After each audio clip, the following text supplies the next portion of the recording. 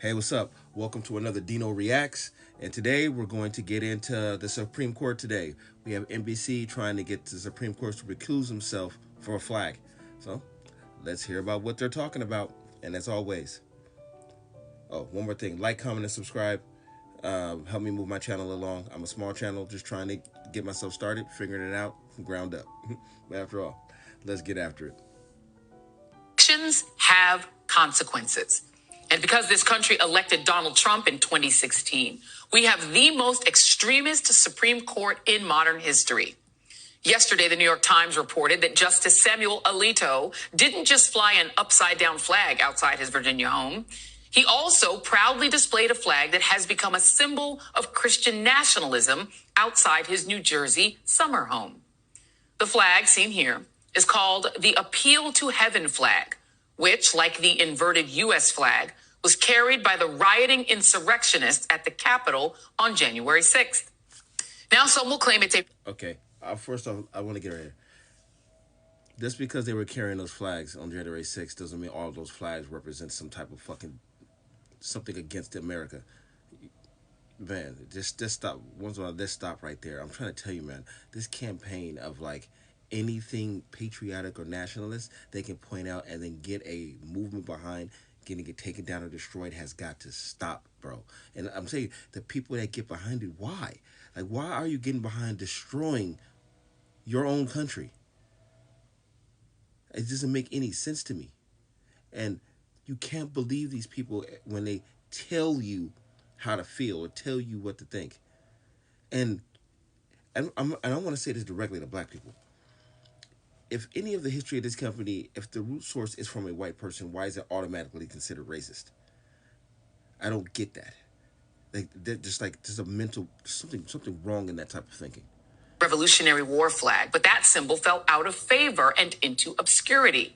The flag has now been repurposed as a symbol of support for Trump. More importantly, it's a symbol of a religious sect in the Stop the Steal movement, which advocates for a modern America defined in purely Christian terms. And what I'm about to tell you next will not surprise you in the least. ProPublica has learned that Leonard Leo, the man who has single-handedly remade the judiciary in this country and played a key role in not just Alito's confirmation, but also the 5 other conservative justices, is flying that exact same flag outside his fancy summer home in Maine. It will also not surprise you that House Speaker Mike Johnson has the same flag outside one of his offices. Now, let me be clear. What these men are choosing to signal to the world is that they are fighting for a theocratic America, one that despises Earl Warren's mid-20th century Supreme Court, which made landmark rulings desegregating schools and other public facilities, recognizing a right to contraception for married couples. Listen, I would like to say straight out, like, don't listen to the media, man. She's going to get up here and espouse her opinion. None of this is facts about any of these men. She looked at men flying flags, which I'm going to get the flag myself, just because now. And it has nothing to do with Trump. I'm going to get a flag for a symbol of America itself. But she's these men are doing it because of Trump. And then how she ties all this speculation together as fact. They're saying it'd be much easier for MSNBC to give off their news as opinions, but they're coming to the people as facts, and that in there lies the problem, because this is none of this is fact. She's just throwing stuff in front of me.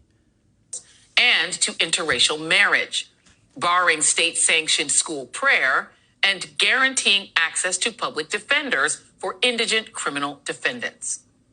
These men, who hold incredible power over more than 340 million Americans, are on a crusade against secular America. Now, after notching wins on rolling back access to reproductive care, expanding prayer in schools, and crippling the Voting Rights Act, they've delivered yet another blow to diversity and equity just this morning. And the justice who was flying a Christian nationalist flag outside both his homes was the author of the majority opinion in a case that gave a full-throated endorsement. This heavy attack on Christians is ridiculous. I'm telling you, they're using the attack on Christians to attack morals, period. They want a moralist country. where you have to do what you're told and then you can practice morals. You can't have freedom and then them have to abide by your freedoms. You have to be a part of their club. And this is just getting out of hand. Out of hand. Out of hand. Because this will only lead to men fighting back. This is crazy that I can't listen to this type of talk for too long. It angers me. Man, it's only angering. It only puts you in a place of hate. And she's continuing this. Political gerrymandering, even if it's racially motivated. Samuel Alito, in his opinion, stated that the purpose of the ruling was to prevent litigants from repackaging a partisan gerrymandering claim as a racial gerrymandering claim by exploiting the tight link between race and political preference.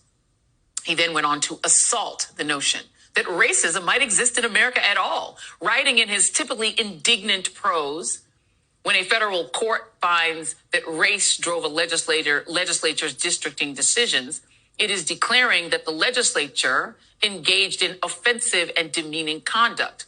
We should not be quick to hurl such accusations at the political branches. True.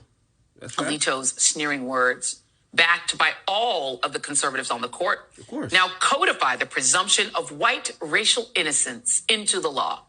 His words are truly delusional and breathtaking. But Justice Clarence Thomas, his concurrence takes the cake. Thomas, making the argument that America is... My God, man.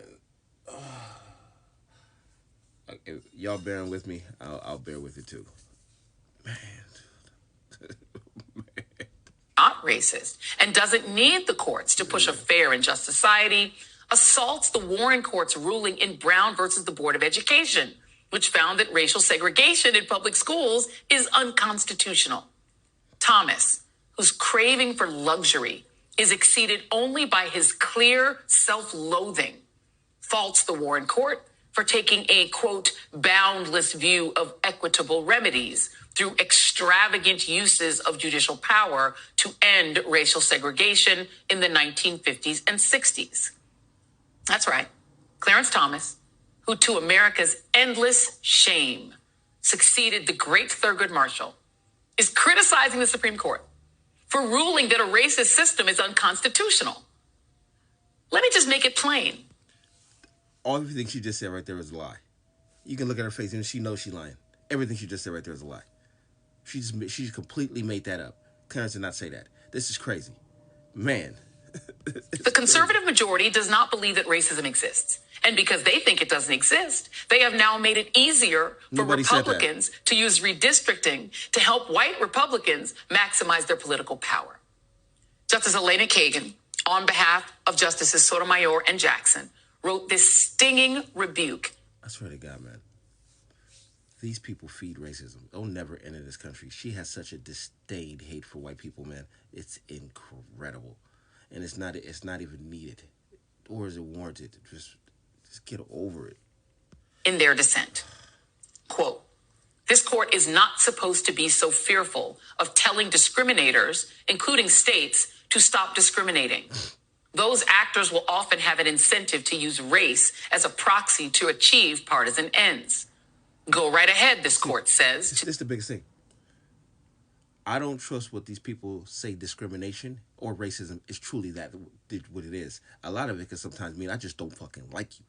you know, and they use that as racism and they throw it all down the list. I don't have any trust in them using the actual definition of racism and prejudice correctly at all.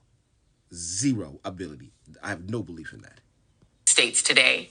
And so this odious practice of sorting citizens built on racial generalizations and exploiting racial divisions will continue. Frankly, Justices Alito and Thomas do not care. Alito famously bemoaned the fact that you can't say that marriage is a union between one man and one woman, which is a lie. You can say that all you want. Hashtag First Amendment. And Thomas once reportedly told clerks that he intended to remain on the court until the year 2034 because, quote, the liberals made my life miserable for 43 years, and I'm going to make their lives miserable for 43 years. Once again, neither one of those things they said were wrong. Like, That's the whole thing. They're literally trying to turn things that are normal and natural into angry things. So when people hear them, they associate it with an angry emotion, which is not supposed to be the case. And they're gonna feed that because if you can distort people's feelings with just by saying that, yes, a marriage is between a man and a woman. We've updated our society to allow between a man and a man and a woman and woman. But let's just be honest: the union under God is man, woman. It's man and woman in God. That's just normal.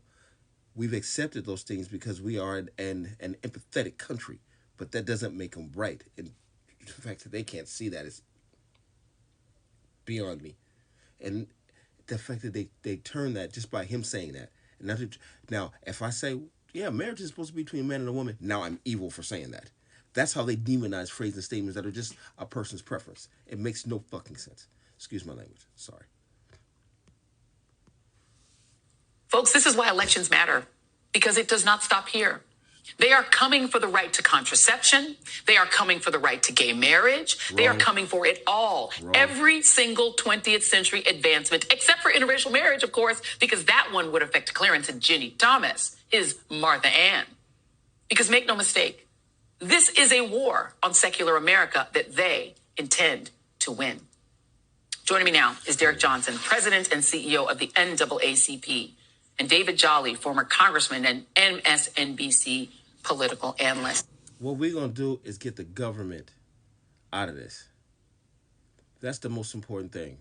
We're going to get the government completely out of all our decision makings and put it back into the hands of the individual. What I'm coming to notice is we have a lot of immature adults that can't deal with the fact that they have to be respectful to somebody they'll listen to. So they need a government to come in and force them. It's like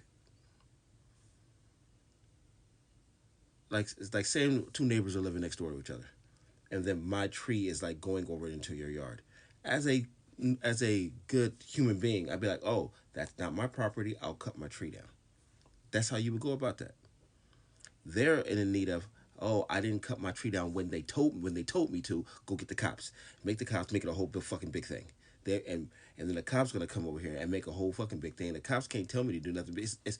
It's a bigger problem than what it needs to be. That it could just be two people sitting down and being like, listen, I don't have the time to do this right now. I understand my shrubs are growing over there.